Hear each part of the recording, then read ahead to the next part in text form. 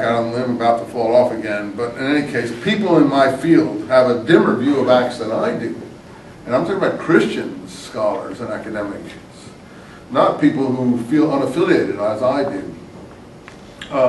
People who have a stake in this. They don't think there's anything really historical in Acts, not very much. And I do. I think Acts is a really important book. Given the information we have, I think you can penetrate Acts and find out things that really did happen.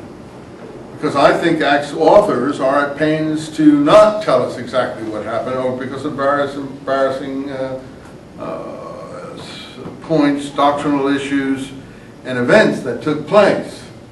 And their job is to present a capsule history of things that will promote their point of view in a larger world that they were aiming this out, a Greco-Roman Hellenistic world. This is certainly not aimed at Jews in Palestine. It's not interested in Jews in Palestine. It's only interested in presenting them negatively. It wants to hone its message for a Mediterranean universe where it can make some headway in promoting the sort of religious message it feels is the God-given point of what it's about. I understand that.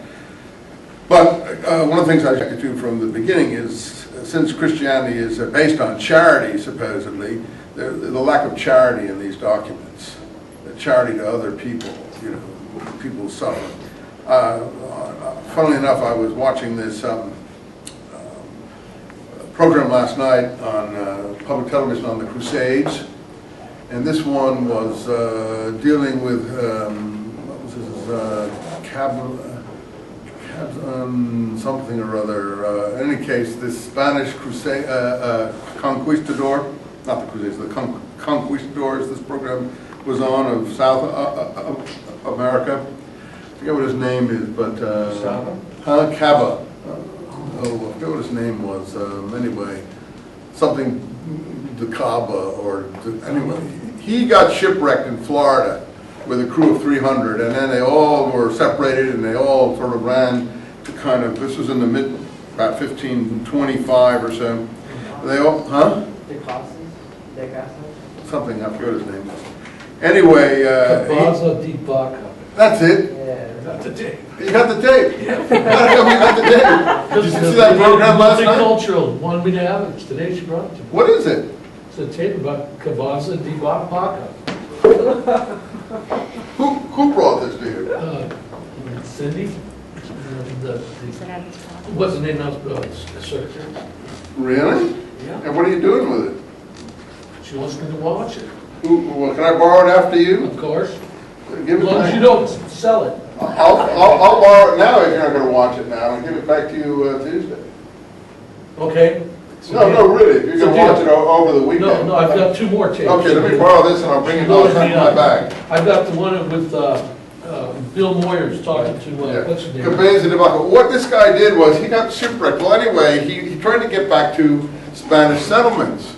And he went across the bottom of the United States Gulf area on land, and then they built some rafts, and they got to the Mississippi Delta, and finally they got into Texas, and there were only a few of them left. They were on Galveston Island, and then I think he's the only one, or a friend of his and him, and the Indians there saved him. They helped him. There were Indians that thought that they were more miserable than the Indians, and he says in his book that the Indians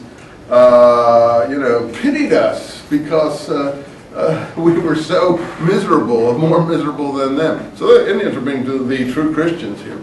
All these Indians were ultimately wiped out by the colonization, the conquistador situation, and the disease that was brought. Well, anyway, they took him back onto Texas, ultimately, and a lot of tribes there, and they enslaved him, some other tribes, for 5 years. They made him the slave. But he was so effective that he learned all their languages, and he became a big medicine man among them, And then he wanted to get back to Spain after this was about 8 years had gone by, So he started hiking through southern Texas, northern Mexico with 3 other companions that he met up with. And they had a lot of adventures, and a lot of things happened to them, and all the tribes began to greet them like big shaman, medicine men, and he was very successful with them.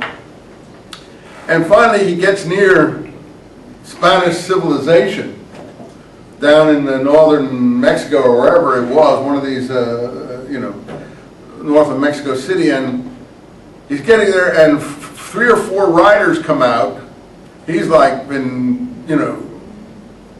traveling thousands of miles to get here with Indian help, and they immediately ride out, and they thought, well, we're Spanish, we are Christian, and so they said, okay, we'll save you, but they grab the other Indians with them and enslave them. They want to enslave them.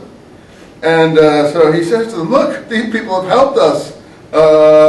You can't do this. So he objects, and there's a huge go-to there between the guys on horses with swords and everything. And it comes down to the fact that the Indians then, for instance, they have a conference or other, and the Indians say to the Americans, or not the Americans, the Spanish, we have been gentle, we have been kind, we have treated you hospitably, we have treated you decently, we have helped your wounded, we have done all these Christian things, if you want to call it that, and then all you want to do is kill us, destroy us, beat us down, enslave us, and so who are the Christians here, you see? Well, that's what I think my problem with Acts is.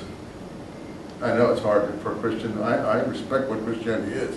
But I don't respect the fact that people are unwilling to criticize their own literature if it is encouraging bad things in the name of the Messiah that they care about. And I think Acts is a book that encourages people to behave in the way I just outlined. And therefore, I feel it should be edited by somebody. It should be dealt with by a real Christian, if such people exist. Of course, it will never happen, because real Christians will say, well, this is our literature, it's our culture. We would undermine ourselves if we changed anything. Well, that's their problem. I can't help that. But the lack of charity is my big problem here. Lack of Christian love and charity that I will see in this book. And so those of you who feel that I'm unfair, you can make your own judgment there. But if you do ever argue with other people about this, you have a good point there to bring up to them. Why you are maybe taking the position that you're taking as a real Christian, as someone who really has charity and cares for his fellow human beings and doesn't want to enslave or destroy or wish them ill. Theophilus, I made the first report to all things Jesus set out to do and teach until the day he was taken, after he was given orders of the Holy Spirit to those apostles he had chosen. Well, this is a straightforward doctrine that we're familiar with. Everything is the doctrine that we are aware of, that he was taken up and he was given orders by the Holy Spirit to the apostles that he had chosen. So it's a pretty straightforward presentation of the normative kind that we're used to.